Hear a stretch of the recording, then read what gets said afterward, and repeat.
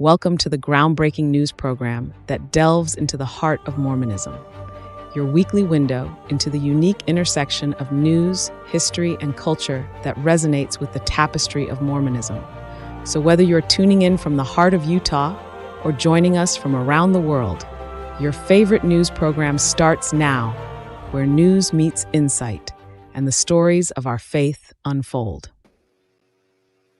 Hi, everybody. Welcome to the Mormon Newscast. It is Monday night, June 17th. I'm Rebecca Biblioteca. I am joined by my illustrious colleagues, Bill Reel. How are you tonight, Bill? I'm doing so good, Rebecca. Glad to be on. Awesome. And of course, Radio Free Mormon. How are you? I'm great. Thank you so much for asking, Rebecca. Excellent. We have a really good show tonight. We've been talking about this during the day, and I think everybody's really going to enjoy it. I think we can just go right to our slideshow. This is awesome. Okay, so we are going to cover a couple stories, and I also have some slides up front that we're going to do some quick little announcements. So the stories that we are going to cover are Mormon LGBT Roulette, Pop-Up Religion is popping up, and Mormon Crickets now and then. So unfortunately, I again cannot move my own slides tonight. Technical problems always. Yes, but if Bill could take us back, I want to remind everybody about the Return and Report .org website. This is a place where if you happen to find yourself in an LDS ward, you can kind of count. You can play ward clerk on your own, and you can go to this website and you can input the numbers to collect data. It's really interesting. I encourage everybody to check it out. If you want to look at prior reports, they do come out weekly. The graphic on the right-hand side, there's a red arrow, and it points to a little clock right there, and that will show you reports from all over the world, basically. So if you happen to find yourself at church looking for something to do, look around the room and count everybody up. It's very interesting data. Let's go to our next slide. Perfect. And this is kind of the philosophy of it. I thought I would just read this really quick because I think this can be really invaluable to everybody. The creator of this website said, the church gathers this data every single week in every single ward. We can all do our part and gather the exact same data. We can collaborate and piece the story together. And this data is for everyone. We all deserve to know the truth of how church attendance is going. Many groups could benefit from this data, and I agree with this. The Widow's Night is projecting tithing revenues into the future. We could use attendance data to make better forecasts. Floodlit.org is trafficking sex abuse cases, but to get the percentages, we need to know the active churchgoers. That would help tell the story better. And somebody like Peter Bleakley in the UK can use the evidence of the shrinking church in the UK to sound the alarm for reforms to improve the church experience of active members. We can do this. So anybody, check it out. If you find yourself in an LDS ward, go to returnandreport.org and input some data. We'll crunch it. All right. Usually we have a temple update. We're not going to have one this week because there are so many stories, some international, about temple building. This is kind of amazing because nobody's really picked this up, but the momentum is growing. There is a story in the Daily Mail. In the middle, there's a story on Axios, and the Salt Lake Tribune did a big story. So for your temple updates, go check out these articles in the Daily Mail, Axios, and the Salt Lake Tribune to find out what's going on with temple building. All right. I think we're going to hit it now. Oh, yes, I did add this one. I forgot I added this one meme about temple building. So the Leighton Temple was dedicated this weekend, and it was our own Elder Bednar who gave the address of the temple. And he said in it, the temple, first of all, he said it's located between Interstate I-15 and US Highway 89. And he said the temple is visible day and night to those who travel throughout the area. And there it is. So I kind of put that up there and said, look, it's kind of like that billboard, right?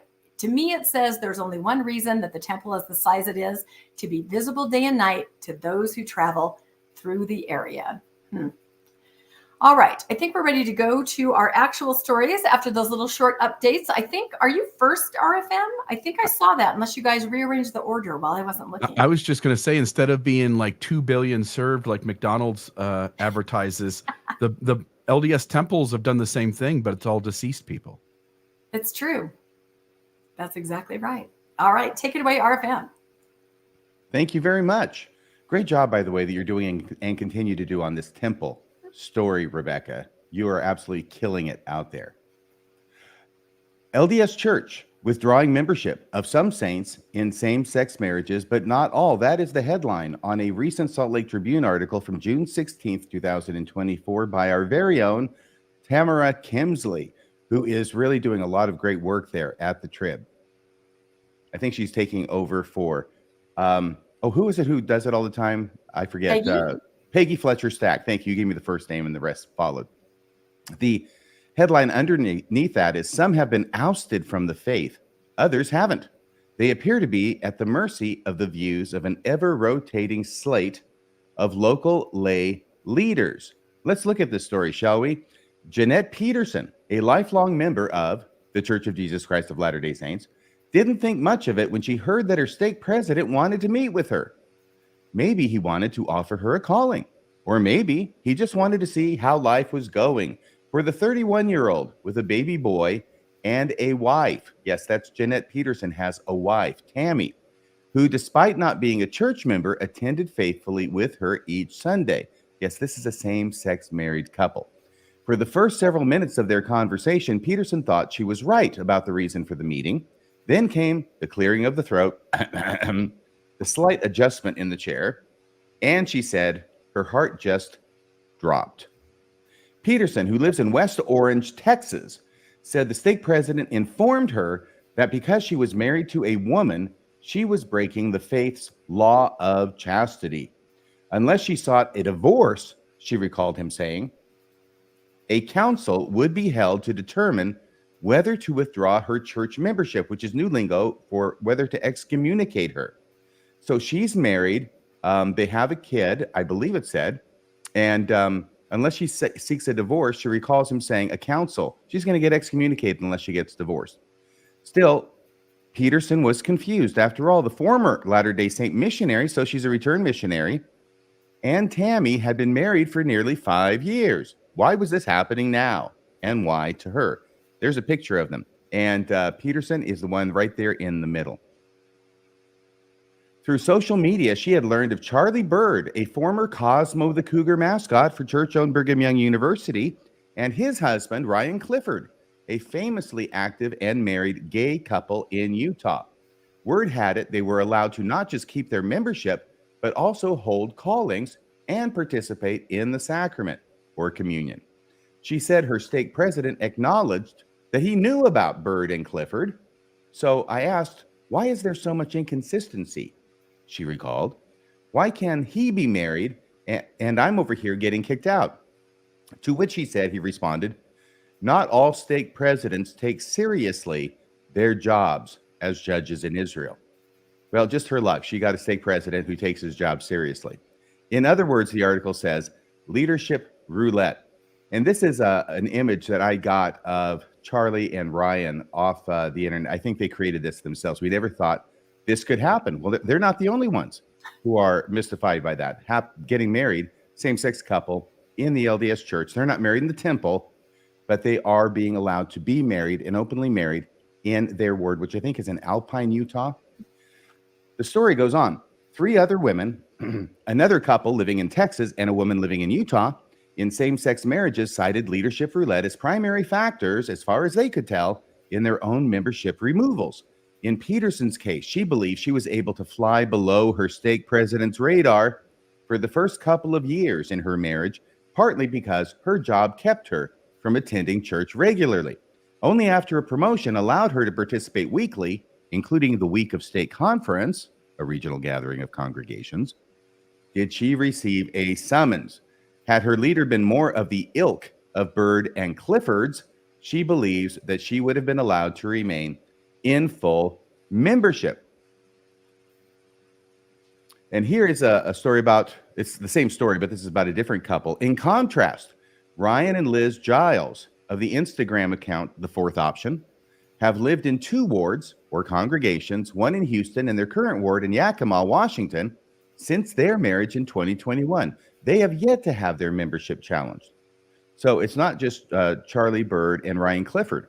There are others as well. And as you can tell, this story is focusing mainly on same-sex lesbian married couples. And there's a great episode that was done at Mormonish by somebody or other. I can't remember. Who does that show, Rebecca? Do you remember? No, I don't recall. Somebody who looked a lot like you. Exactly. And Landon Brophy. And they did an interview with several different same-sex married couples a month or 2 ago And I grabbed a clip at Rebecca's suggestion, by the way, and she pointed me right to where the best clip would be for purposes of this show. It's about a minute and a half long, but it talks about this couple and what happened with them and the decision that was forced upon them to make. And it actually ended up being, you can either choose to remain married, or you can basically, they have a baby. You'll follow it as it goes along. Go ahead, if we can play that. This was a topic of conversation throughout the whole process of our records removal. We had the option of maintaining our membership, but that would require us to sever our marriage. However, the courts required us to stay married in order for Jackie to adopt Oliver. Yeah. So we literally had to choose between church membership and putting a little boy into a safe home. And it was happening. Yeah. We literally family court the day after our records removal. Oh my goodness. No, well, what other choice could you make? I mean, Right. and that's the thing. You're put in that scenario just by the construct that's there, that hopefully someday will change. But of course you had to do that. What else did you do? And did your leaders understand that scenario? I mean, it sounds like you did discuss it. I mean, heavens. They understood, and I think it's important for Jackie and I to make it clear that we put no anger or animosity towards our leaders. They were doing what they were told they had to do. Right. We recognize that. We acknowledge that. Okay. So what had happened, if you can't get it from that, is that Brittany was married previous to this to a man. They had a child. Then they divorced. And apparently the husband had some sort of visitation or whatever, but that fell through. I didn't see why it was, but you got to be a pretty bad dad to have custody taken away from you completely. And it appears that had happened. And this couple now, Brittany and Jackie, I think it was, are in the process of adopting Brittany's biological son to their marriage. And so that's at the same time when the bishop and stake president come down on him and say, okay, you got a choice to make. Either you can get divorced or you can leave the church, or you're going to get excommunicated. And of course, if they get divorced, then it's going to throw the adoption into disruption. It's going to screw up the adoption. So they have a very, very interesting decision they have to make. And what they ended up doing was saying, okay, well, then we're just going to have to excommunicate us, because we are not going to allow this boy to not be adopted into the safe environment, which they had planned and worked for, and have him thrown to the winds as a result of this. Was there anything else about that interview that you wanted to add, Rebecca? I just, like you said, we interviewed 4 same-sex couples, and the roulette permeated the entire interview. They'd either experienced it or they knew in the future they would. They were kind of on borrowed time, but especially Brittany and Jackie, they were, I can't remember if both of them, I think both of them were returned missionaries. And one of them said, I found my returned missionary. That's what I was supposed to do. They were just lovely, wonderful. And they were concerned about the safety of this child and getting him into this, into their relationship and completely adopted. So the child would be safe. And, just the idea that a church leader would say, well, that's secondary to you ending your marriage so that you can comply to our standards. It's absolutely ridiculous. We were both, my co-host and I, infuriated the entire episode, like almost mouth open, every story we were hearing. And we taped these stories over a series of a week or so. It was very emotionally draining to talk to these wonderful people. And our takeaway was just, something has to change. Something absolutely has to change. And I was so glad to see it in the Tribune. Bill, do you have anything you want to add? Only to go back a little bit, where the stake president says, I'm one of the stake presidents who takes my job seriously. The ones who don't do something are the ones who don't. Right. And we'll get to this later on too, but if the church leaves room for stake presidents to make either decision, who the hell is this man to decide that his way of doing things is the right way, and the stake presidents who take the very leniency they're allowed in the handbook are the ones doing it wrong? And I think maybe the ego of that man might be the unhealthiest thing in the whole part of that story. So interesting point. So this is where it goes to in the handbook and how it is they get to this point, because it used to be not that long ago, November of 2015, you may recall, I'll get to this in a second, where same-sex couples being married, that was automatic apostasy. It was defined as apostasy, and a hearing, a disciplinary council was required, together pretty much with excommunication over that. Then they reversed that 3.5 years later. What they've done now, top leadership has defaulted that decision to the local leadership, whether it be bishop or stake president. And this is how they end up doing it. Here's the General Handbook of Instruction. If you want to go back and check this out and get all these little citations, the 32.62, when a membership council may become necessary, go ahead, because I don't like reading all those numbers. A membership council may be necessary. This is in the context of what kind of sins require a membership council, in what instances is it discretionary, and in what instances is one not required. Those are the three categories in the handbook. This is the middle category. A membership council may be necessary in the following instances, and the may is permissive, and it gives the discretion to the local leadership. Then it goes, sexual immorality is one of those things where it may be necessary. The Lord's law of chastity, remember, that's what was being focused on in the newspaper article as the basis for the excommunication. The Lord's law of chastity is abstinence from sexual relations outside of a legal marriage between a man and a woman. A membership council may be necessary for sexual immorality as described in 38.6.5, and then I reproduce 38.6.5, at least the relevant part right below. Chastity and fidelity. The Lord's law of chastity is abstinence from sexual relations outside of a legal marriage between a man and a woman. So that's how they get there now, and that's how top leadership has defaulted and given the discretion to the local leadership to make their decision, which is why it is that we're seeing different kinds of decisions being made throughout the church. Some same-sex married couples are being excommunicated and others are not, because it's discretionary with the local leaders. I asked the question, why does leadership roulette exist in the LDS church? And the answer is as simple as it is plain. Because top church leadership wants it that way. That's the only reason that we have this local leadership roulette, is because top church leadership wants it that way. November of 2015, I touched on this previously. Church leaders made same-sex marriage equivalent to apostasy, requiring a church court and excommunication. That did not go well. They got a ton of blowback on that, so much so that 3.5 years later, in April of 2019, church leaders reversed course and removed this revelation by another revelation. That was one of the quickest revelations, or reversal of revelations, I think the church has ever seen. And why did they reverse course? Because it was so unpopular. But church leaders couldn't come out and say it was okay to be in a same-sex marriage either. Why?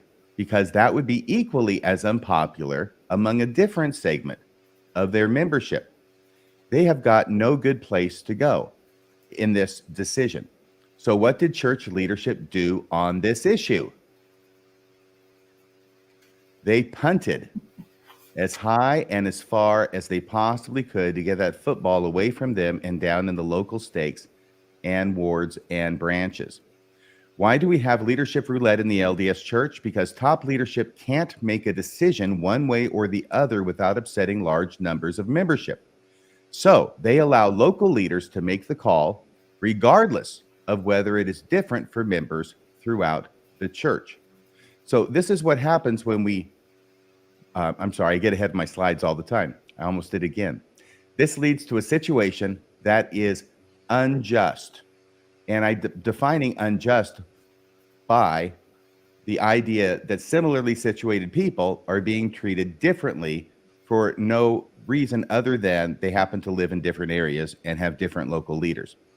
So this leads to a situation that is unjust, and that different people in the same circumstances are treated differently by the same church.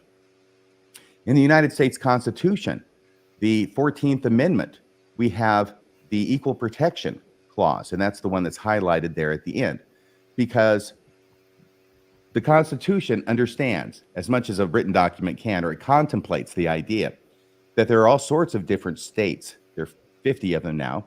And there's all sorts of different government jurisdictions within those states as well. And it is critical to the idea of justice that people be treated the same under the law, regardless of where it is they happen to be, or at least similarly, reasonably similarly under the law.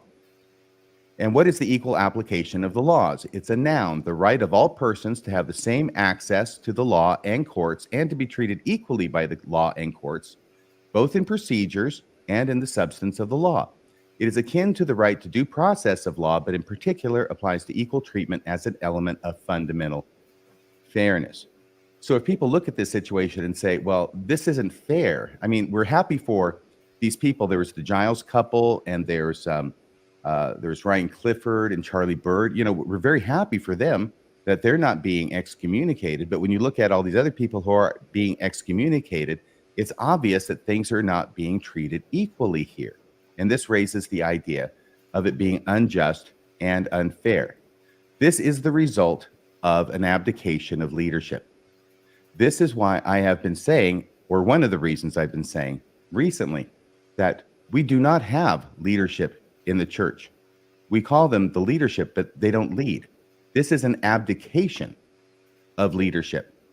And when you have an abdication of leadership, bad things happen. And this is one of the bad things that happened, or that happen, is that you have an unjust situation on the ground because you have all these local leaders making different decisions. All that the leaders have to do is what they preach, but they refuse to. All they have to do is choose the right, whatever that right happens to be. Okay? So I just want to be objective here for a second and say, make up your mind, okay, one way or the other, so that all of your local leaders will know what it is they're supposed to do, and we will have equality of results below to the individual members. But right now, the leadership is, what are they doing? They're not leading. They have decided that they don't want to make a decision. And apparently their communication with God, which is very much vaunted, since there's all apostles, prophets, seers, and revelators, their communication with God is not clear enough for them to get any message on this. I would presume if God told them one way or the other, they would proclaim it. But it seems like they're running on their own devices at this point, and they have decided to make a political decision to not make a decision, leave it to the local leader so they can take the blame, and have some married people who are same-sex couples in the church in relatively full activity, and a whole bunch of others getting excommunicated. And that's the result of the abdication of the LDS Church's leadership. Bill, any thoughts? Yeah, I want to put this right back up on the screen that you showed earlier. You know, you've got that highlighted section in the middle. A membership council may be necessary for sexual immorality as described 38.6.5. But then the next sentence, it seems obvious to me when you take into account that they let Elder Oaks get up every 6 months usually and give a homophobic message. They have been a homophobic church for decades and decades, and probably more than a century. And then you end up with this middle sentence, which says, in these situations, a council is more likely to be necessary to help a member repent. And what seems obvious is that they want gay people doing gay things to be excommunicated. They don't want to get in trouble for saying they want gay people doing gay things to be excommunicated. And so they make it as much of a pressuring thing in the handbook for the leader to take it under their own accord and do it that way without having to tell them directly, please do it that way.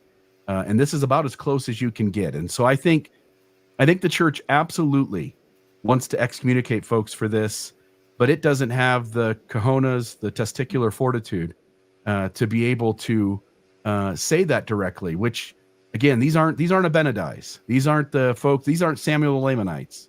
These are 15 old men who are afraid of the pushback of the members if they say the things that they want to say. And if they said the things they want to say, everybody on planet Earth practically, other than a few extreme countries, would see them as being out of touch with reality. I think that's a great point, Bill, that one sentence right after the highlighted one in the middle, that is definitely an elbow in the ribs if ever I've seen one, isn't it? By the way, this that's is the one who really what makes you should do.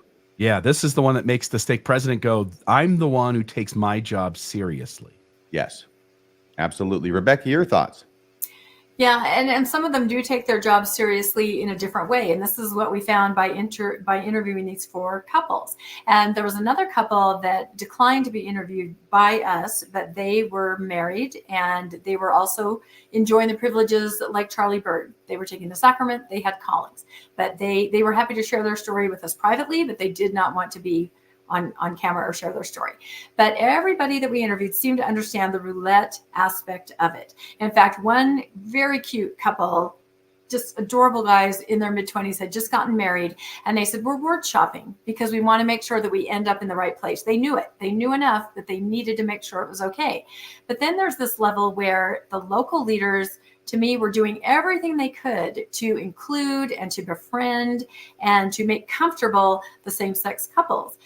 Some of the people we interviewed talked about they sort of created pseudo callings for them. They would call them different things, but they would help them be involved. They would let them be involved. They were trying everything they could with the powers that they had on that local level to make it normal. And the couple said they felt love from these people. Of course, as you pointed out, this will change. Every 5 years, there's a new bishop, and then they're not going to feel love. And we heard that story too, that then as soon as it changed, they were called in. The one common denominator is that everybody seemed to kind of be in a gray area under the radar until they were legally married, which is fascinating because that's the goal of the church, right? Everybody get legally and lawfully married. As soon as they were legally married, then it seemed like they were hauled in. Then it seemed like there was some kind of discipline, that sort of thing happened. But you know, the idea of the difference and roulette between the local leaders, it made me think of something you said earlier, RFM, where you said you felt, and I feel this way too, that there probably is a difference of opinion even among general authorities and the Q15. I feel like this could be similar to the lifting of the priesthood ban, where we know there was arguing and infighting. What are we going to do about this? What's going to happen? How do we handle it? Do you feel that way, that there is a difference of opinion, that they understand this and they're trying to figure out something behind the scenes? Oh yeah, very much so. I think there are people on both sides of the issue in the Quorum of the 12 and maybe in the First Presidency. I'm not sure about that. But among the top 15, I think there are definitely people who have different sides on this issue. And I think there's a lot of talk, a lot of discussion, a lot of yelling that's going on at this point. So it could be a group decision to make this non-decision for political reasons. It also may be a result of their being somewhat frozen by their inability to come to a decision themselves. I was telling you this on the phone, RFM, that often before the church makes a drastic change, there's a decade or two of complete silence on the issue. But when you need to discipline somebody, when the past was you had to excommunicate someone, and in the future, you're hoping to never excommunicate someone, the way you sort of do the 2 decades of silence is you just let local leaders make a local decision. And you may be right. Well, that is that story. Back to you, Rebecca. Yeah, that's an incredible story. And I had heard that they were making changes as far as telling people, leaders don't excommunicate. Hadn't you both heard that? Maybe about 2 years ago or so, they were kind of dialing it back a little bit.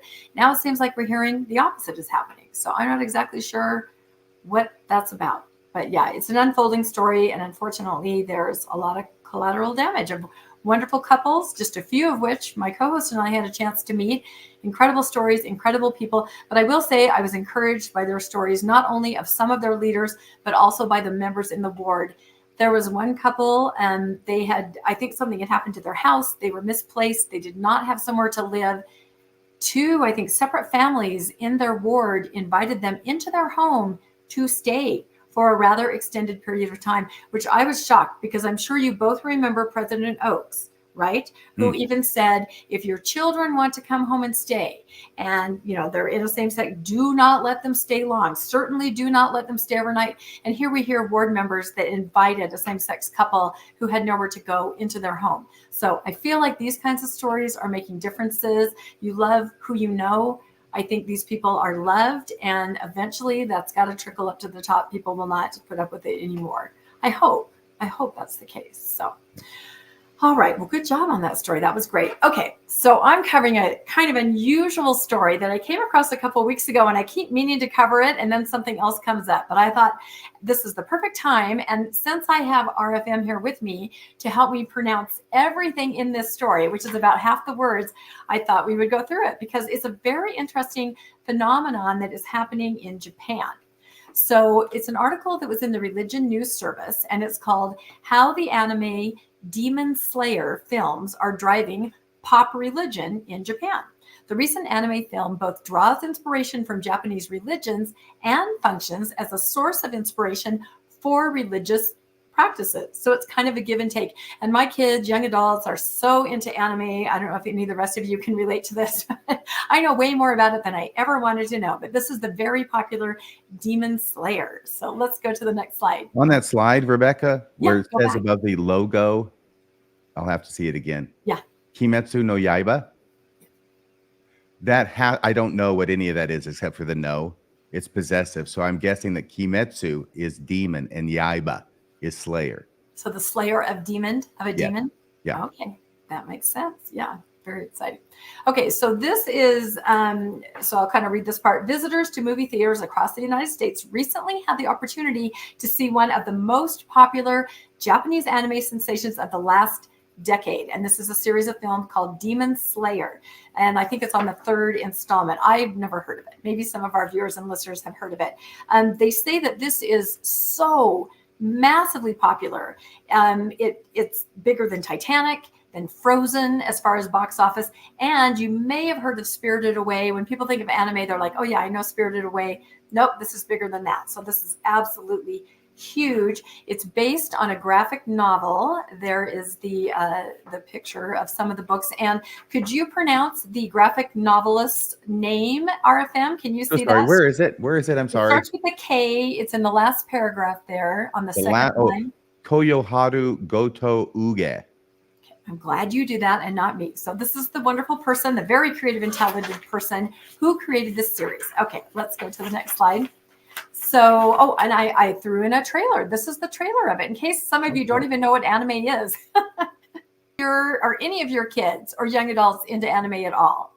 No, but that trailer takes me back to the 1980s and Thundercats. Yep, it is kind of like that. Bill, you have slightly younger kids. Anybody into anime at all?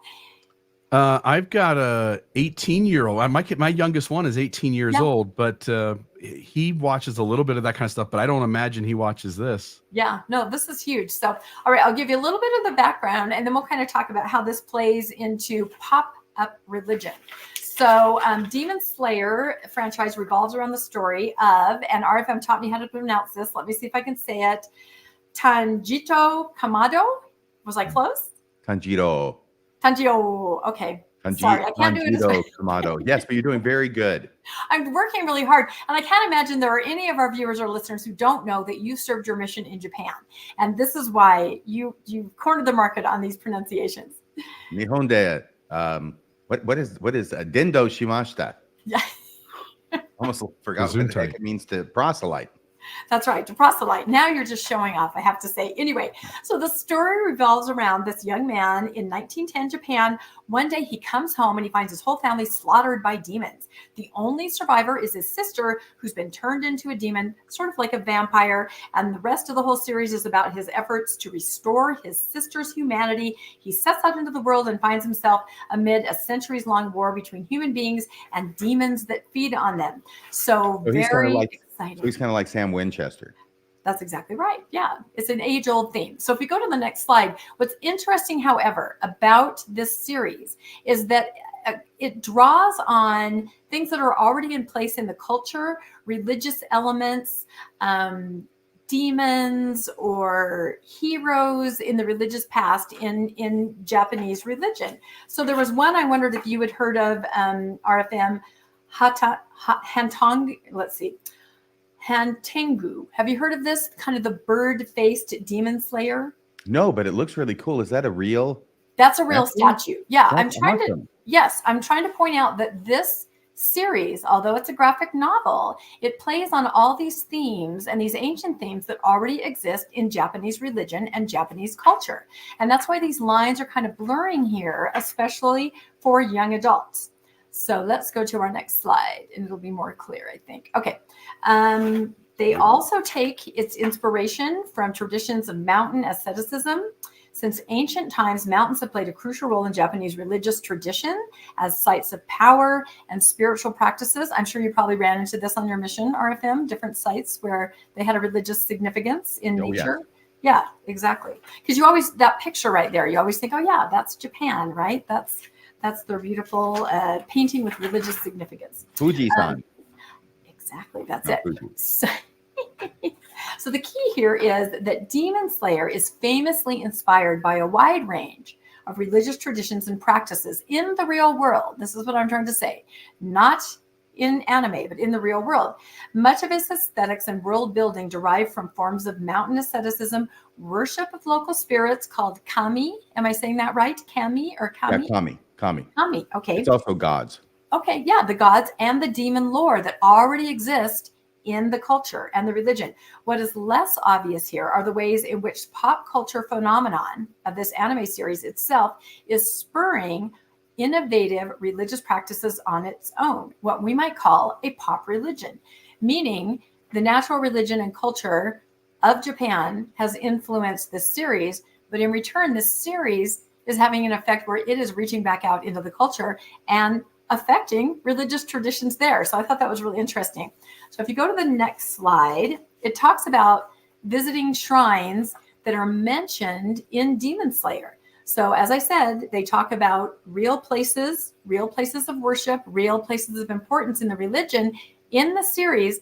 And so now people are actually having a renewed interest in these sites, in these shrines, and they're practicing religious worship based on what they've learned in Demon Slayer. So it's kind of an interesting phenomenon. It goes through several different shrines in different places. And one thing I thought was really interesting, if you go to the next slide. So apparently, and tell me if you've heard of this RFM. Let me see if this is the right one.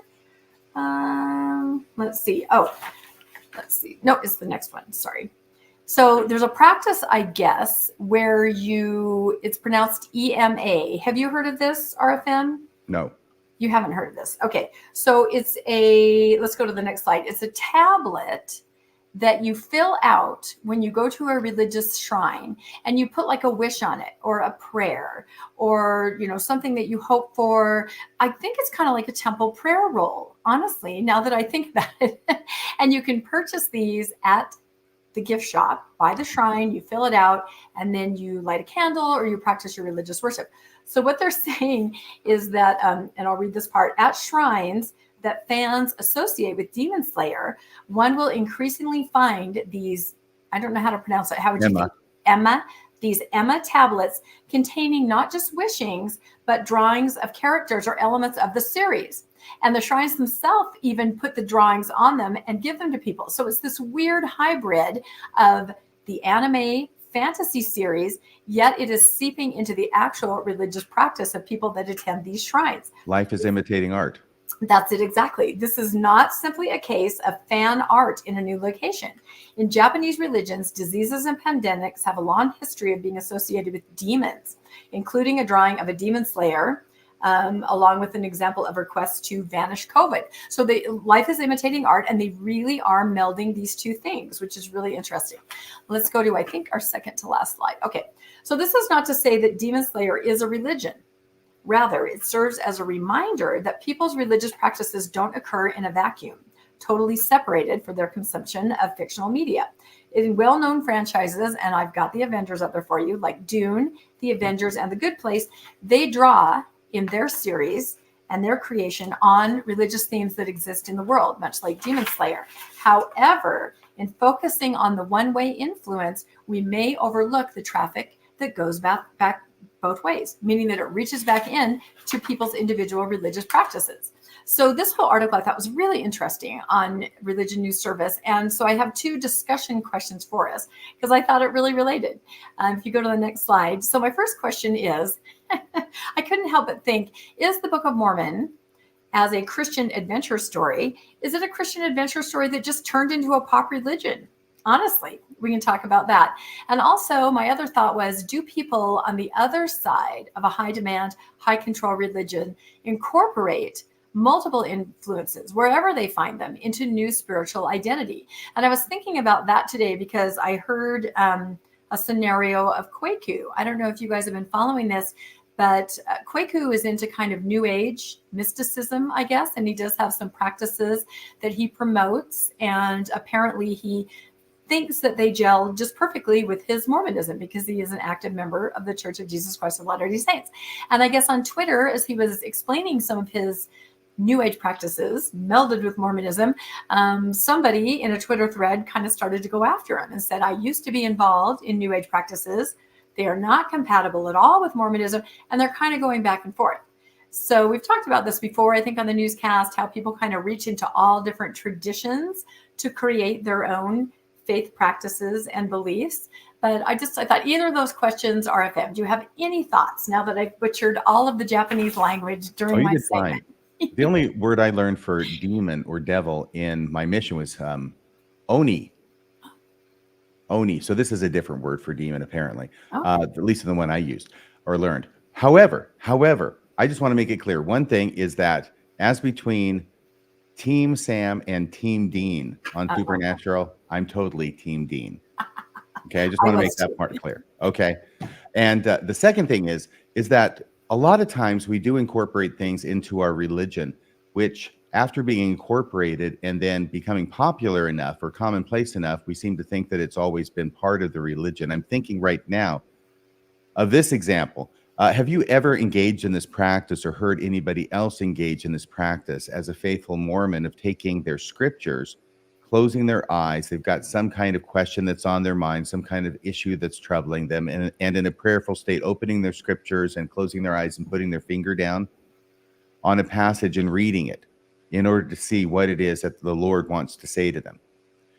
You've heard of that, Rebecca? Oh, absolutely. No, yeah, and it's always the most inspiring scripture. It's never, that meant nothing. It's always, yes, now I see. I used to nail my scriptures up to the wall and then throw darts at them, but that didn't work. But it's the same kind of idea, right? It's just a random selection, and you're allowing God to guide the opening of the pages while your eyes are closed and the placing of your finger wherever it goes on the page. It sounds like it's exhausting for God, but this is very common among Mormons. It's not like to the sacrament prayer every Wednesday, but certainly I think probably most people out there have heard about it in Mormon circles, if not practiced it themselves. This is not something that is Mormon. It has a long and established tradition amongst Christians before Mormonism was ever even established in 1830. And over time, here and there, it got adapted into the church. We don't just use the Bible. We can use the Book of Mormon. God has a lot more he can tell us with the Doctrine and Covenants and the Pearl of Great Price on top of it. So that's one of those things. And that's what this makes me think of a little bit about adopting different practices into your religion as part of your spiritual practice, and then thinking it's part of your religion and not being aware that it was adopted from elsewhere. Yeah, I think that's absolutely true. You just bring in what works for you. And like in this ongoing scenario with Kwaku, it's like, no, this is what I do. And this is completely compatible with my beliefs before, and nobody can tell me otherwise. So it's an interesting, I think, little back and forth on Twitter as I understand it. What do you think, Bill? First off, my ex-partner is also Team Dean. Jensen Ackles was her hall pass. So, you're having a weird look on your face, RFM, about that. Jensen Ackles, yeah, she loved. He thought he was the best looking man on planet Earth. So, she was Team Dean as well. In regards to Kwaku, just a quick note. It seems like when people start to realize that Mormonism, as it's currently constituted, doesn't quite mesh with the kind of beliefs they want to have or the human they want to be, the very first thing we all do, and it's part of the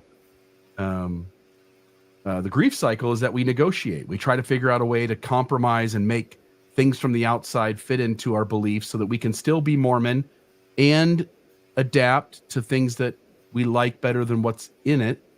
And we'll see how that works out for him. And then I just want to note, when you ask, is the Book of Mormon a Christian adventure story that turned into pop religion?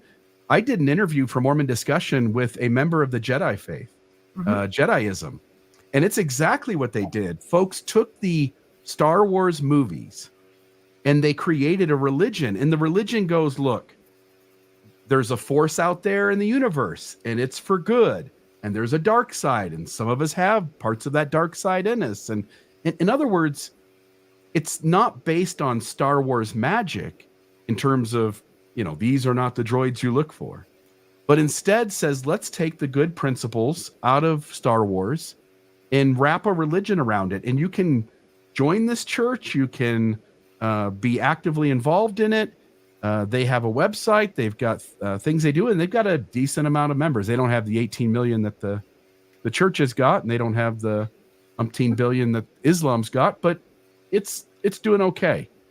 Doing better than any church that I've ever started, because I haven't started any. But Jediism is a way, I think, to sort of sense that if a set of movies have a very powerful influence on the culture and people sort of wrestle with good and evil within them, it sort of makes sense that people will sort of figure out a way to incorporate that into how they see the world. And so back to what you asked, if the Book of Mormon is fiction, which I think it is, and if it's all myth stories, which I think it is, then that's exactly what happened, is that a Christian adventure story got turned into a religion because it started with the book. So anyway, there's my 2 cents. Yep. Bill, can I ask you a question? Only about Jensen Ackles and Team Dean. Okay. Well, here's my question. How does it feel? Because it looked like you went back to that other thing you had with Jediism on it. By the way, I remember it was 78 or 79, because this is before I went on my mission. And of course, Star Wars comes out in 77.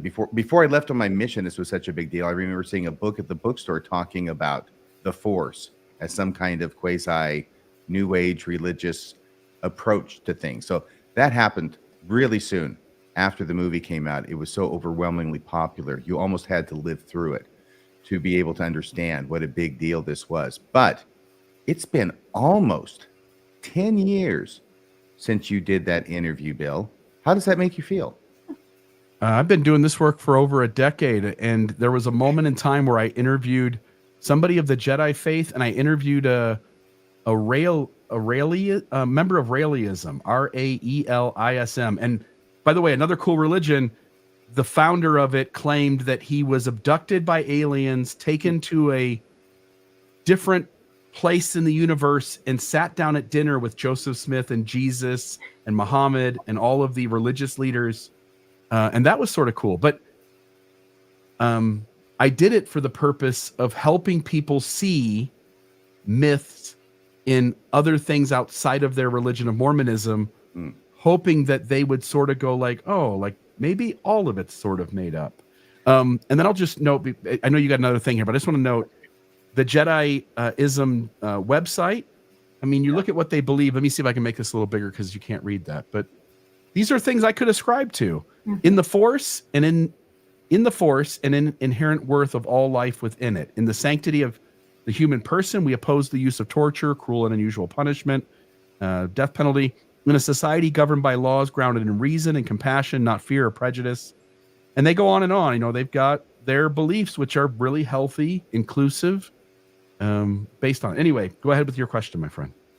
I was just going to say, apparently there's an individual who's a Native American. He goes by the name of Chief Maidaga or something like that, who's claiming to have birch bark scrolls with ancient writing and drawings on them, which he now claims to have an appointment with an apostle in the LDS Church this week, and he's going to meet with him with the hope that they're going to whip out the seer stone and do some major league translating and add to the standard works.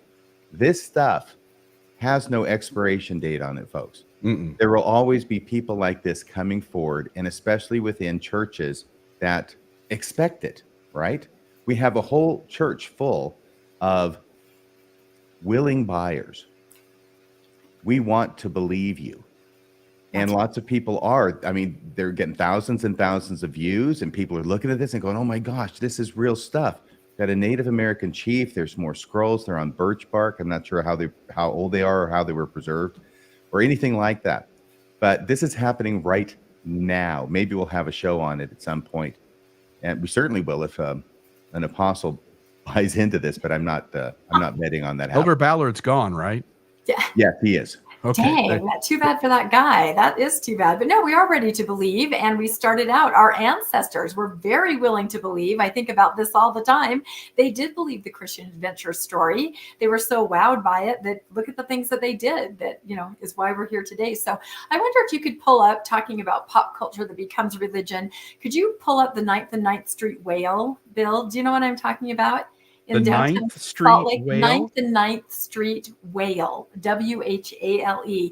This is a giant sculpture of a whale with pride colors on it. It was erected in Salt Lake a couple years ago on 9th and 9th, and a religion has formed around it. There is a website, 9th and 9th Street Whale, and it has similar tenets to the Jedi religion, just peace and love.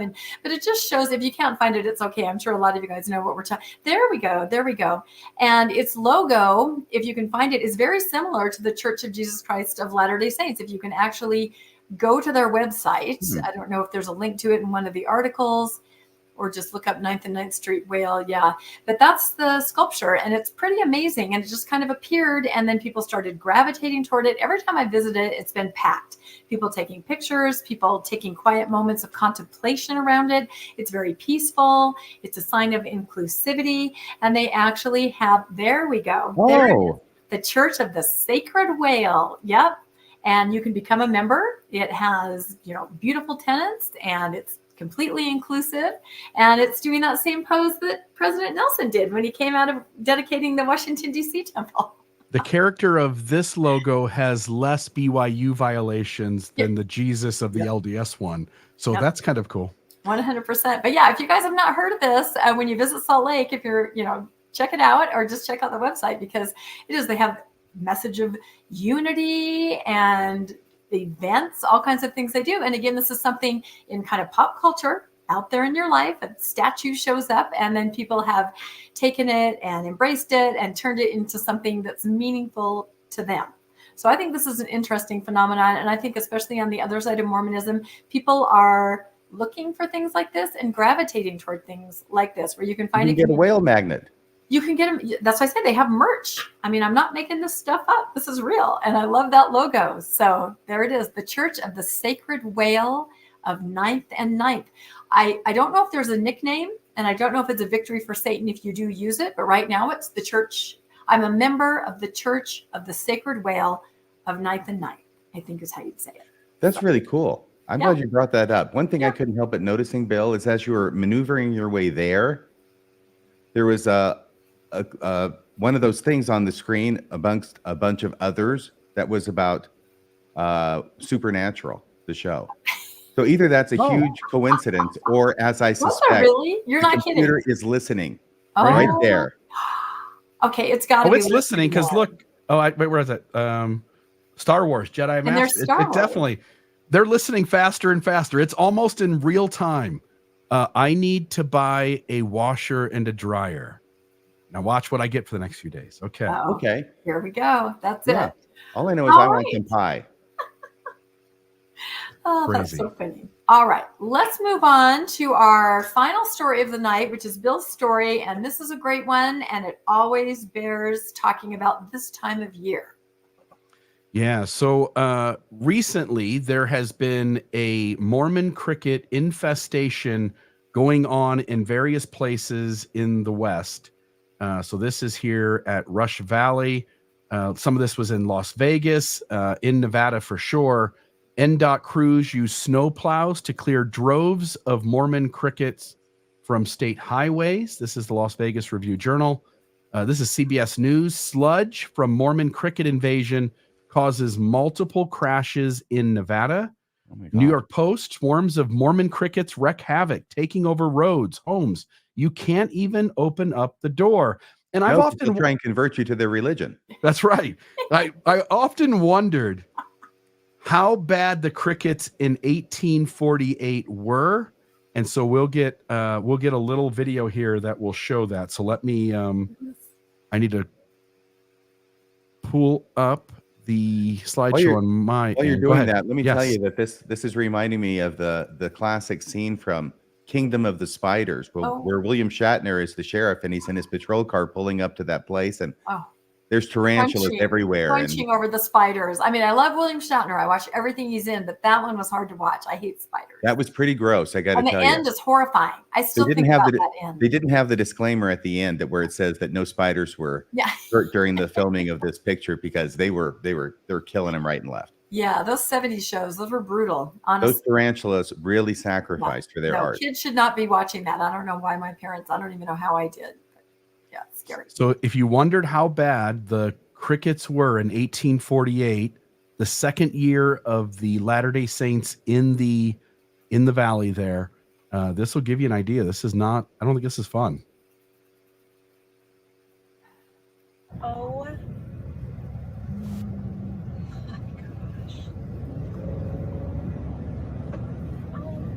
I feel like I hear a crunching. It is. I look at the motorcycle. I'm out of here. It was like I heard 1,000 souls cry out and then go silent. Oh my! Is that guy on a motorcycle? Oh my God, that's horrible. Hey, you missed one.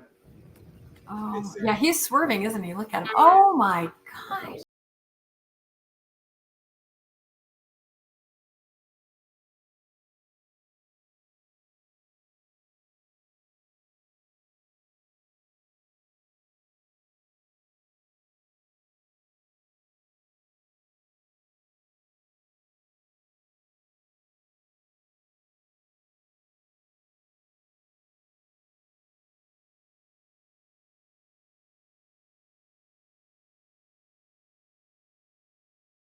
I got rid of the sound because we'll get tagged for not playing that. So, that's true. We almost got to the part where it says, "I got a friend in Jesus." Yeah. Smells so good. What do all those crickets smell like?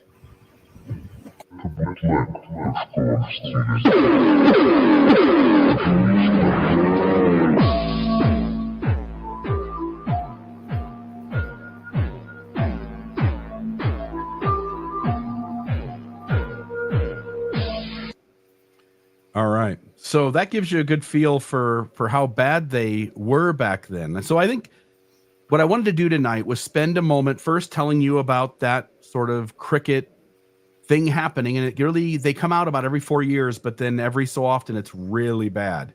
And this is one of those years where it is just sort of terrorizing people and shutting down towns. Some people are trying to make some money off of it, and they're having like a cricket con sort of fair about the crickets.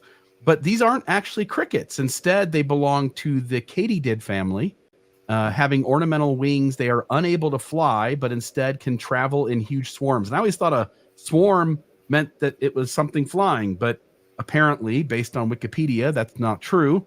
Mormon crickets eat all plant material in their path. So that also adds up to being some truth to the 1848 story. They also have great potlucks. They have great potlucks. Good funeral potatoes. Yes. Mormon crickets eat all plant material in their path. They also eat any insects that die on the way, including their own species. So at least they're cleaning up after themselves a little bit. Mm-hmm. They are known to cyclically swarm in some areas of the Mountain West, especially in Utah, Nevada, and southern Idaho. These insects threaten the livelihood of the Mormon pioneers. Stomping on the pest did not dissuade them from entering farms as others would advance. This is a reproductive strategy similar to massed reproduction in oaks. This was copy and pasted from Wikipedia. Oaks, overwhelming predators with sheer numbers, allowing percentage of the population to survive to reproduce. So they just tackle it in numbers, and no matter how many get stepped on or die, they just keep on reproducing. Their diet, they're omnivores. Katydids eat a variety of plants and insects. These include the leaves and stems of many plants, as well as slow-moving aphids. Katydids are not picky and will eat many leafy plants. Talks about how they will eat roots if they're exposed. They'll eat fruit, rinds, and exposed pulp.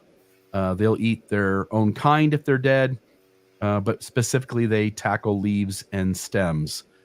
And so I wanted to take a look at this 1848 story of the crickets and the seagulls and how much the LDS Church has made a story out of this, and to see how much of this story was true and how much wasn't. So here's a piece of art from that story. Here is another one.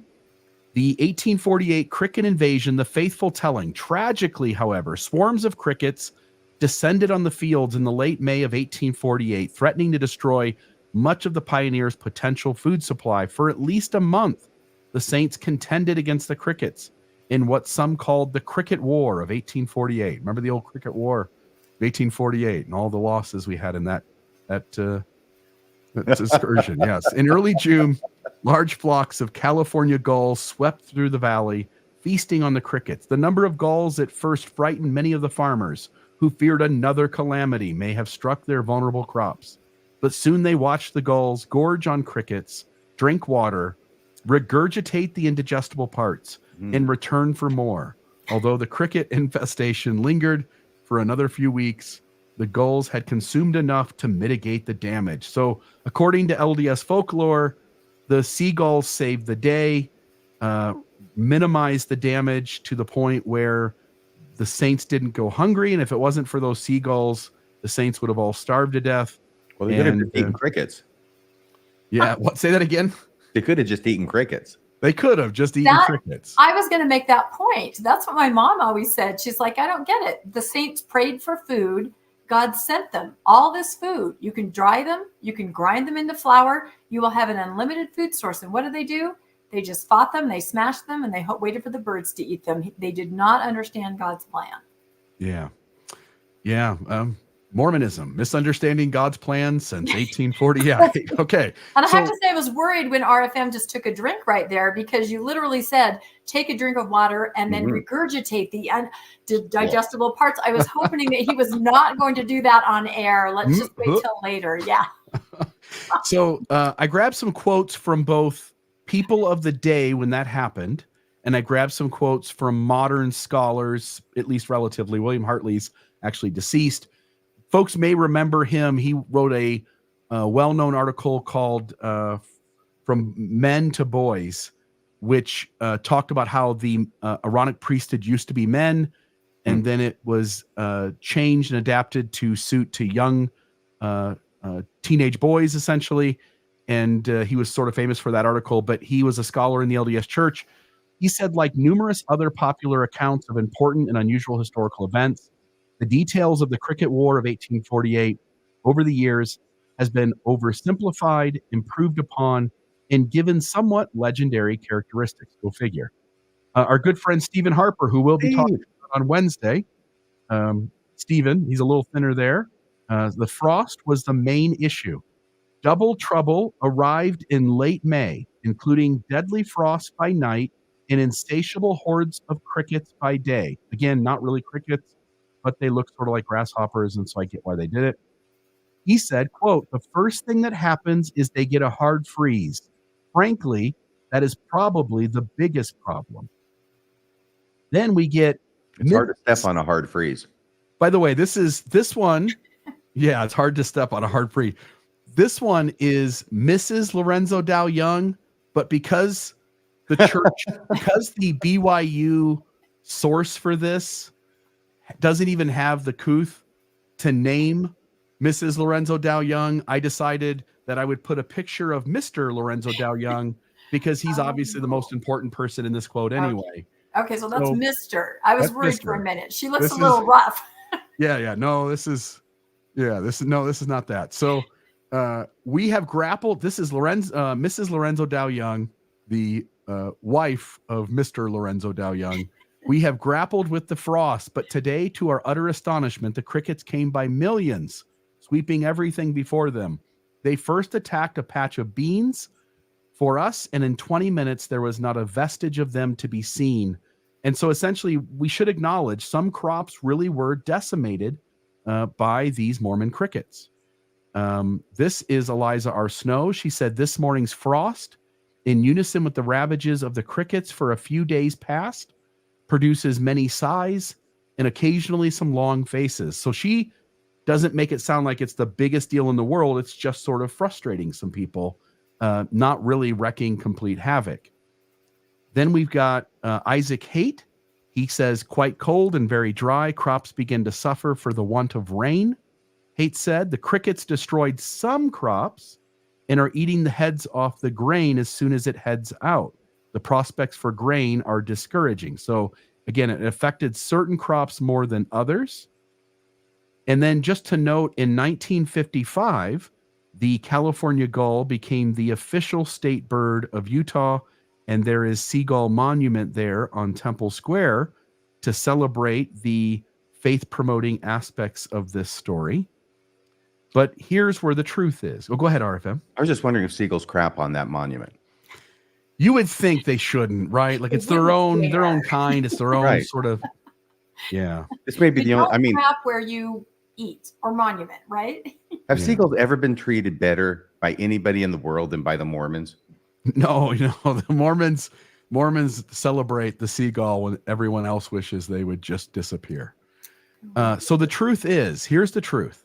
The church's first presidency, while mentioning the crop damage, the frost, and the crickets, made no mention of the gulls in their official summary of the first years of Mormons living in the Salt Lake Valley.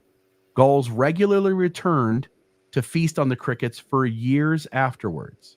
In other words, California gulls have been eating Mormon crickets long before they were Mormon crickets and long before they were California gulls and long after as well.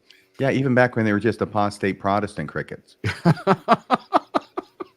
So records predating the arrival of the Mormon pioneers show that various types of gulls, including the California gull, inhabited the Great Salt Lake area. These gulls fed on various insects, including crickets. Gulls regurgitate the indigestible parts of insects, similar to how an owl regurgitates the pellets or the discarded material of the prey it eats. And while this behavior seems strange to the pioneers, it is normal for the gulls. The crickets did major damage to crops prior to the arrival of the gulls. Then after the arrival of the gulls, even after the weeks of the gulls feasting on the crickets were still a massive problem. In other words, there were too many crickets for even the large number of gulls that were present to actually take care of the problem. To the extent where church leadership in telling the story doesn't even talk about the gulls being present when it talks about the crickets and the damage to crops by the frost. The damage to the crops in 1848 was due to frost, crickets, and drought, and the gulls only had minor impact on one of those factors.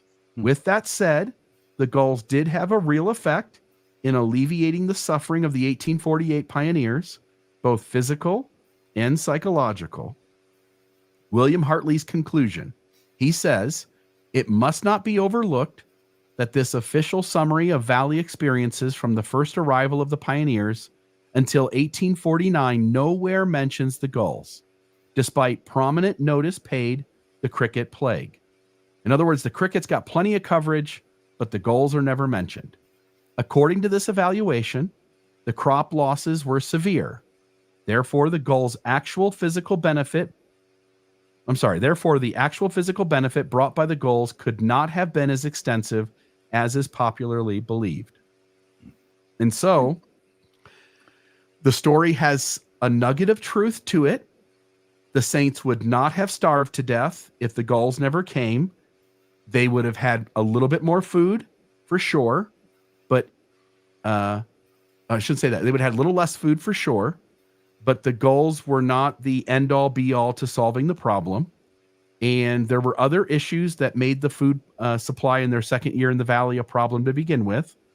And this story has been embellished and made larger than life. And the actual story is more complicated and less faith-promoting than the one we tell. Thoughts from you guys? You go, gull. I have to say that my co-host, when I mentioned to him today, we're covering crickets, he goes, oh, well, I think so many crickets descended on the area because they received an email from the area rep telling them to come and support the temple. And that's why they came. So yeah, there you go. But I have to say that when I was a kid, I read voraciously, and I read the Little House on the Prairie series over and over. Like well into my 30s, I read the whole series There's a lot of books in that. How many books are there in that series, Rebecca? Well, it depends. I mean, there's a lot. And then after there's the first, well, I could count them up if you want, but there's the first 4 years that happen after the normal series. And then there's some Rose Wilder Lane. Anyway, I'm showing that I'm not only a Star Trek geek, but I'm also a Little House on the Prairie geek. But the point is, when I was a kid, I read about the crickets. I think it's in On the Shores of Silver Lake. And they're fighting the crickets and they're burning smoke, fires, and they're hitting them with their, and I realized, oh, I thought that was just a Mormon thing. It was one of those, when you're raised Mormon, you think everything, it just happens to Mormons. That's what you think. And then you read it somewhere else and you're like, oh, I guess crickets were everywhere. This was South Dakota, So if I have a little shelf, maybe that was one of the first shelf items. I don't know. But I will say that this story, anytime you dig into any of these stories, this is the result. Dig into the windows of heaven story, right? The tithing and the rain and the windows of heaven, very same thing. There's a nugget of truth. Something did happen, or it was a situation, but it's certainly been blown out of proportion and skews extraordinarily faithful. Yep. Any thoughts from you, RFM? I'm put in mind of many years ago when I was talking with you on the phone, Mr. Reel, and you said to me, there's no basic, fundamental, faith-promoting, truth claim story in the LDS Church, whether it's the first vision, the gold plates, the translation of the Book of Mormon, the restoration of the priesthood, the restoration of the keys in the Kirtland temple, all of these different things that we all know about. But you said there's none of those that if you take some time and dig into them, that they don't become incredibly complicated and messy. And yeah, I think we're right. I'm just looking at an episode I did that was titled, it was episode number 284, Our Heritage, Fabricated Faith-Promoting Stories. Brigham Young Transfiguration, Lorenzo Snow seeing Jesus in the temple, seagulls and crickets, which we mentioned here, the Sweetwater Crossing, elevators in the Salt Lake Temple, Moroni blessing Manti, John Taylor's bullet stopping watch, and several more. There, as you point out, and as we've talked about, there's not a single faith-promoting story that happened the way we said it did. It's all a farce, at least in terms of being literal, the way we were told, the way we were taught it. And again, folks, maybe, just maybe, it's all myth. Right, and that Brigham Young Transfiguration story, as we know and as we've covered, there are no contemporary accounts of that meeting, which was a big deal meeting on August 8th, 1844, when Brigham Young speaks after Sidney Rigdon, and lots of people are there, lots of people are writing about it. Nobody in any contemporary record mentions anything about Brigham Young doing anything unusual or looking weird or sounding weird. It is only years after the fact when people start remembering this in retrospect. And these are, of course, the people who went with Brigham Young, believe it or not the people who didn't go with Brigham Young. They don't remember him looking like Joseph Smith. So this is something that is fabricated after the fact. It's retrofitted. And I do notice that our dear friend David Alexander, who's about a year or so into the church at this point and doesn't really know very much, he hasn't had a lot of time to learn a lot. He doesn't watch the programs that will help him learn a lot, like ours. A recent one that he put up had the title, The Greatest Miracle Ever, Brigham Young's Transfiguration. Yeah, he needs to do a little more research. The surface level stuff just isn't going to cut it, David. No. Well, he's not looking past the church manuals. When I was a primary teacher, and it wasn't that long ago, all of these stories were still there. And I knew they weren't accurate. And I was expected to teach them to my kids in primary. And I just thought, this is how these stories have a life of their own and continue, because you learn it and it's gospel truth to you. So, and a new convert like David Alexander, he's just going to have that information and it's right there. It's also an approved source, right? So we're told to get our information from the church from their approved source, yet that approved source is not telling the truth about a lot of these situations. He's got a lot of learning to do, and I just hope he stays as vibrant and enthusiastic about the church as he is now. And sings the songs, right? He's always got the song, Glory, Glory. Yes. Yeah. Oh, and also with Lorenzo Snow seeing Jesus in the Salt Lake Temple. Yeah, no, that was his little granddaughter, right? Who he supposedly told, and she talked about it much later. And you mentioned a big one, the Sweetwater Rescue. We're doing an episode on Mormonish in a couple weeks, all about the Willie Martin and all of that. And there are so many little stories, little vignettes, and that entire experience that they will trot them out every Pioneer Day. Every year you're going to hear it, and the tears. And if you look at each one individually, none of them happened as they're portrayed.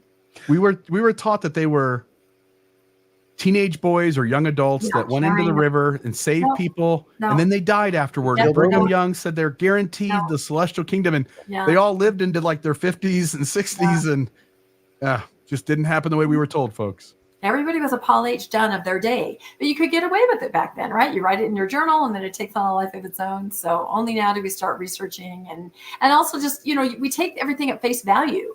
And then you get to a point where you're like, I'm taking nothing at face value, nothing. You cannot tell me anything that I'm not going to go, I bet there's something else. And so people have called me cynical because of that, but you just learn. You take everything at face value for a long time and then you realize, I really want to find out what's really happening. The only transfiguration I believe is the Mormon history transfiguration, which is true. And they are trying to put it back in the bottle. A lot of people. Hannah Stoddard, Joseph Smith Foundation, they're trying to put that genie back in the bottle and make it so that Joseph Smith never practiced treasure digging. He didn't use a seer stone to translate the Book of Mormon. We need to go back to primary. That's their motto. Yeah. Yeah, or they're doing a kind of a hybrid wiggle around. Like I don't know if you guys know, you probably do, that Book of Mormon Central and their series, A Marvelous Work, The Greatness of the Evidence. There was a new. Are you kidding me? We're doing a show about that on Wednesday. I was giving you a segue.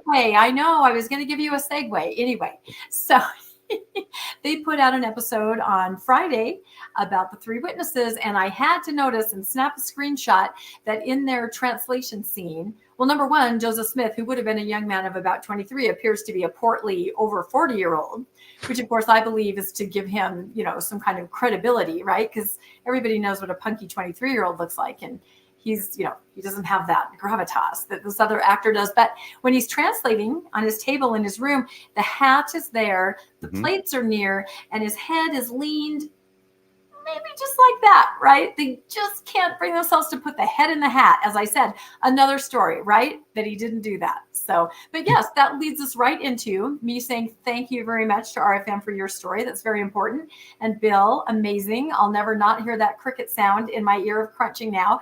So why don't, whichever either of you want to take this, tell us what's coming up Wednesday, because I'm really excited about Mormonism Live Wednesday. I want Bill to do that because he's taking the laboring oar on this, and he's got a lot of great stuff. We're even having a guest on the show, aren't we, Bill? Yeah, so we will have scholar Dan Vogel on the show with us.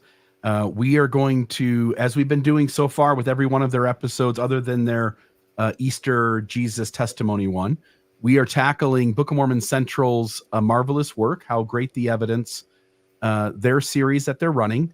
And we're taking a look once again, and this one, as you pointed out, Rebecca, is on the three witnesses primarily, but also a little bit on the eight witnesses. And we're gonna take a look and see if what they say about the three witnesses and the eight witnesses holds up to historical scrutiny. And there's no one better to have on to do that than Dan Vogel. By the way, did you notice in that scene you were talking about? First off, right, Joseph Smith is an older man, even though he should be in his 20s, early 20s. And Martin Harris looks younger than Joseph Smith. Meanwhile, he should be like 45 years old at that point.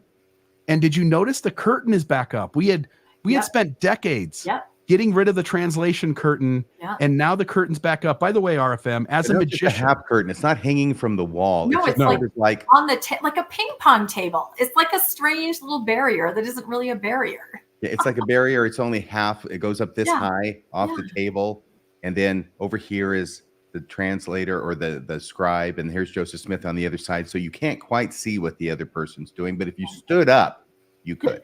Or just lean forward. You could see what they're doing. What are you doing over there, Joseph? Maybe it's a budget issue, right? They couldn't afford the full curtain, so they just said, no one will notice. We'll just put this half curtain here.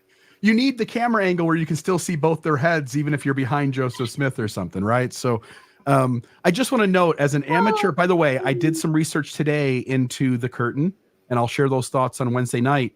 But RFM, as a magic aficionado and as a magician yourself, what would be the most logical reason for having a curtain? I just want you to know the curtain represents Jesus. Oh, the higher or the lower the curtain? What do we need? No, the curtain symbolizes Jesus. Everything's Jesus now in the temple. The veil, remember, we just found out that the veil actually symbolizes Jesus. It looks like it's probably post crucifixion, as opposed to before crucifixion because of all the holes in it. But nevertheless, and And by the way, when it comes to a whale, that presents certain engineering challenges. How do you crucify a whale? Really? It's not Very easy. carefully. Okay. Yeah, you need it. Make me a mascara, but that's funny. Oh my gosh. Okay. Well, this is going to be an amazing. Well, you're asking me a question. What is? I'm That's okay. sorry. We'll get our. I was going to ask you about the curtain from a magician standpoint. Oh, sure. What would be the purpose of a curtain? To hide, to keep other people from seeing things that you don't want them to see. It's what a curtain is always used for. Yeah. And I have to say, if you want to play a drinking game with that episode, I think the word is heft. Over and over. Heft We'll it, use Joseph. it. Joseph, will you heft it, Hiram? Ooh, Martin, heft it. I'm hefting it. Have your fireball ready, folks. It's going to be a fun time on Wednesday night at 6:20 p.m. on Mormonism Live, where RFM, myself, and Dan Vogel dive into the credibility and factual nature of the 3 and 8 witnesses. And Rebecca and I have a certain argument going on the side as to whom this actor who portrays Joseph Smith in the new one. By the way, he's my favorite Joseph Smith so far. Who he looks more like. Rebecca goes for Gene Wilder, and I'm saying he looks more like Jerry Seinfeld. It's a combination. He's got Gene Wilder's eyes, and I put a meme up. Wilder from here and then, up. and then he's got Jerry Seinfeld from there on. But the including point the overbite, is, you know. He's a portly 40-something guy, and And that the is thing not who Joseph Smith was. He was a punky kid running around with the plates. So Yeah, and you know how Jerry Seinfeld, when he's on the show, he's just being himself on the show, and he's having such a good time, and you find him just sort of smiling goofily because he's having such a great time just being part of the show. He's never in character except what he is, right?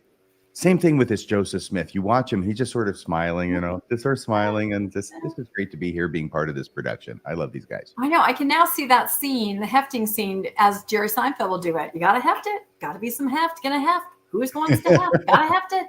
I'm gonna have to watch the whole thing over again. I love it. Is hefting good for you? You like hefting? Good for you? That's right. Hefting. Rebecca, not that there's anything wrong with that. Hefting.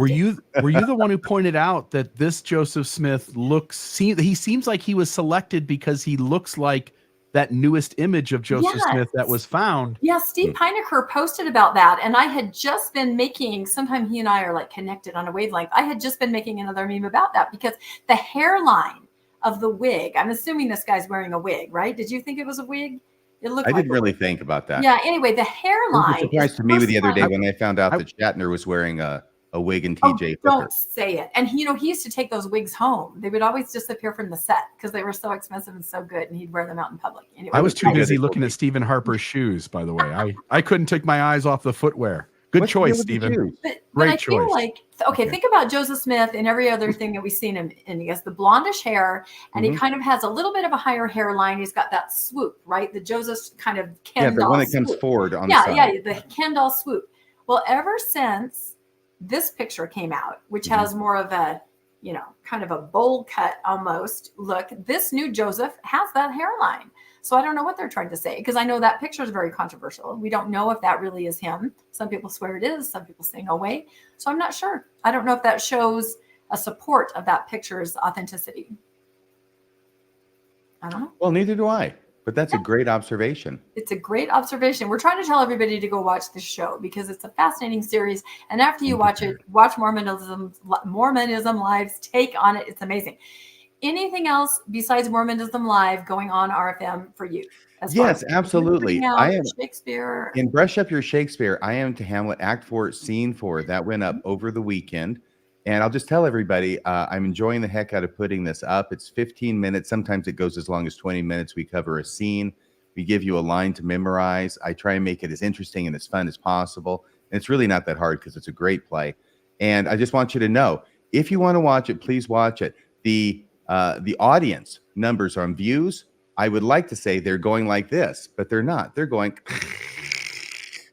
And I think I've got about 200 now on the one from Saturday. And I'm happy to talk about Shakespeare to 200 people. But if you like it, if you haven't checked it out, please check it out. It's on brushupyourshakespeare.org. And it's a lot of fun. And if you do like it, please share it with friends and family. And let's get the word about this out there, because I think the world can never have too much Shakespeare. I agree. And I would have to say, we should make it clear, these are short episodes. Like, they're tiny. It's not like you have to sit there for 2 hours listening to Shakespeare. I mean, no offense to RFM, but listening to something about Shakespeare. These are little bite-sized episodes that are really fun. You can just listen on your lunch hour really quick, like 7 minutes tops if you listen at 1.5. So no, they're really good. I love And them. Gayla Gray is saying, I love Brush Up Your Shakespeare. And Mosiah says he really likes Hamlet. He said something in the one before that. I don't know if you can find that again, Bill. And Ray Lawler says, it's a fun show. Mosiah says, loving the Hamlet show, RFM. So just trying to breathe a little life back into this somewhat ailing podcast. But it's really great. I have a lot of fun. The people who do watch it seem to like it a lot. And I know I like producing it.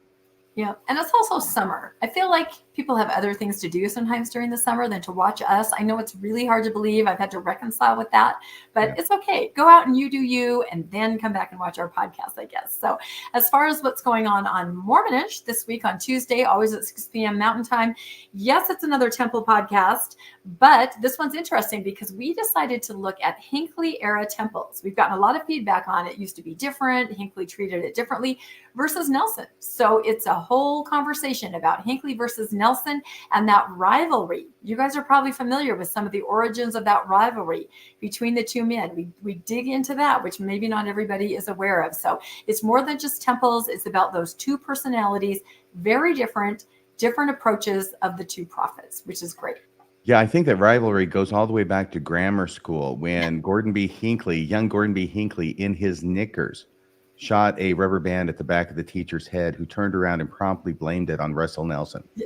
I think anything like that could happen. But, temple intrigue just doesn't stop. In fact, I don't know. Do you want to tell you what happened today, Bill, that you received? Did you get something in the mail today, Bill? Yeah, because I'll say I do receive emails, Landon and I do on Mormonish, we're talking about current temples. And now people are starting to let us know, hey, have you ever looked into this temple or that temple? Going back, temples that are already built, but there was sort of intrigue with the construction and the community relations there. So I thought that's pretty fascinating. We're getting emails. That's interesting. We'll see if we have time to look into these. But then today, Bill, something happened that's never happened before. It was pretty amazing. This was Somebody out there sent me a letter in the mail, no return address, just my name and address on it. Opened it up, and it was a bunch of papers stapled together. I was asked in the cover sheet to share this with Rebecca and make sure that she had the info. So I sent her images. These were pieces of California newspapers from the temple that went up in 2002, I believe. Newport. And this was essentially the same sort of kind of games being played.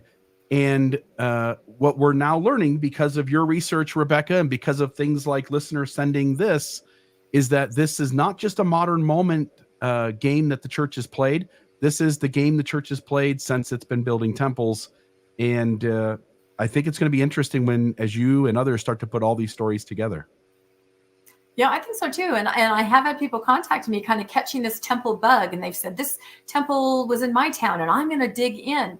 I would encourage anybody to do that because it's very interesting. And we welcome anybody that wants to do research, kind of be your own little sleuth, your own little Nancy Drew or Hardy Boys, and just dig up some of these things, meeting minutes or, correspondence or newspaper articles. And, we can put this out there just to kind of show the big picture of the playbook. I think it's really interesting because, of course, pre-internet, it was very difficult to find out what was going on. But yeah, to receive newspaper clippings, I really did. Sort of my dream of being a Nancy Drew. That was a big part of it. Bucket list item, secret letter addressed to me. I loved it. So, all right. I think we've covered it. Do you guys have anything else we need to cover? We've covered crickets and anime and Bishop Roulette. I think it's been a really eclectic but interesting episode. I had a lot of fun researching it and collaborating with you guys. It was good. Thanks so much. You did a great job. Yeah, I think it's good. So I also would like to encourage everybody. We do have a Newscast Facebook page, which is really fun. We put our episodes on there. We all contribute and put, the articles that we talked about and other information. And we also look at it to get ideas for things that you'd like to see covered. So if you want to jump over there on Facebook, it's just the Mormon Newscast. Just simply join, and then you can be part of the conversation going on over there. So I think that's it. We will see everybody next time. Always Monday, always 6 p.m. And we'll see everybody next Monday. Thanks, Bill. Thanks to RFM. See y'all later. Bye-bye. Good night, everybody.